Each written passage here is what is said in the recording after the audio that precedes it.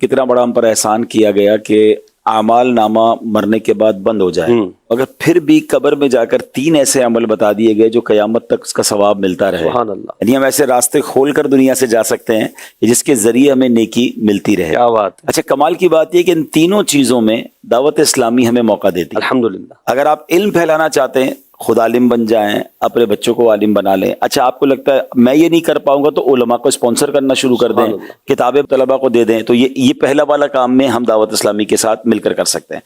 दूसरा काम जो है सदका जारिया, सुभान अल्लाह, मस्जिदें बन रही हैं, कुएं खुद रहे हैं, यतीम खाने बन रहे हैं, दरख्त लग रहे हैं। तो बहुत सारे जो हदीसों में सदका जारिया वाले काम बयान हुए, हम किसी भी एक काम में अपने दावत इस्लामी के साथ ही बन जाएं।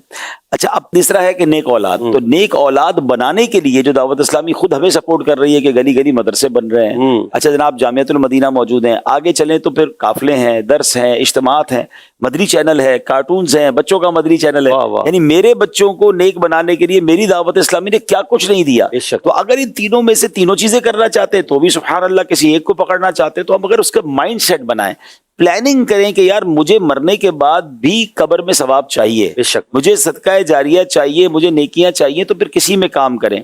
अच्छा, अब सवाल एक और लॉजिकली बात कर दूं, तीनों में से सबसे आसान क्या है? भाई 3 काम है ना, और तीनों में से नेकियां मिलेंगी। तो मेरे नजदीक सबसे आसान काम सदका जारिया है, वो मैं अपने हाथ से कर सकता हूँ। नेक औलाद बनाकर चला भी गया तो वो नेक औलाद भी मेरे मरने के बाद कितने साल जिएगी?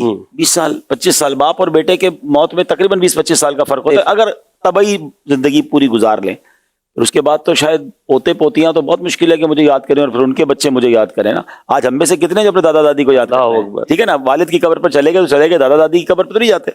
तो फिर कब्र में तो हो सकता है सैकड़ों साल रहना पड़े। अल्लाह, तो फिर कोई ऐसा काम अपने हाथ से क्यों ना कर लें? नेक औलाद जरूर बनानी है, इल्म दीन जरूर फैलाना है, मगर सदका जारिया आप आज से शुरू कर सकते हैं। तो अपनी अपनी हैसियत के मुताबिक, ऐसा नहीं कि जरा पूरी मस्जिद बनाएंगे तो ही क़यामत तक सवाब मिलेगा। आप किसी मस्जिद में तामीर हो रही है, हिस्सा मिला लें, सही, आप अपने हाथ से एक दरख्त लगा दें, ठीक है ना। तो कोई सदका जारिया वाला काम हमें जरूर करना चाहिए।